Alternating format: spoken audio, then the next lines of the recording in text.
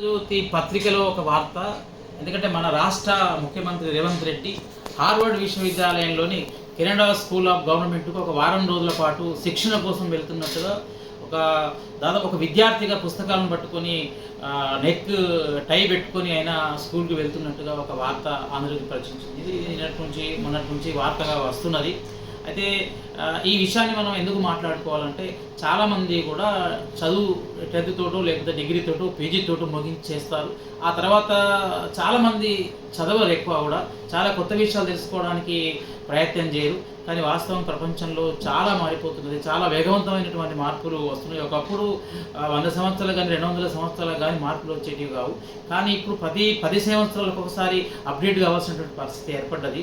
చాలా విషయాల్లో ఇప్పుడు ప్రపంచం ఒకటవుతున్నది. దాదాపు ఒకటే, అంటే ప్రపంచం అంతా ఒకే కుటుంబం, భూగోళం అంతా ఒకటే కుటుంబం అవుతున్నది. 200 పైగా దేశాలు ఉన్నటువంటి దేశాలందరి మధ్యలో మైత్రి ఏర్పడుతున్నది, స్నేహం ఏర్పడుతున్నది.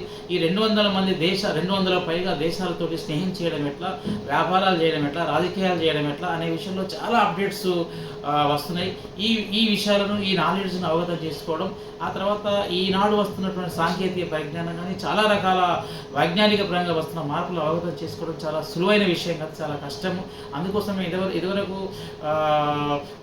20 ఏళ్ళ తరానికి ఈ తరానికి తేడా పెద్దగా ఉండేది కాదు. కానీ ఇప్పుడు చిన్నపిల్లలకును వాళ్ళ తల్లిదండ్రులకే చాలా తేడా కనబడుతుంది. చిన్నపిల్లలు తొందరగా ఈ మొబైల్ కానీ లేకపోతే సాంకేతిక పరిజ్ఞానం తొందరగా అర్థం చేసుకోగలుగుతున్నారు. కానీ పెద్దవాళ్ళు మాత్రం అర్థం చేసుకునే అంటే గ్యాప్ అనేటువంటి చాలా ఎక్కువ అవుతున్నది.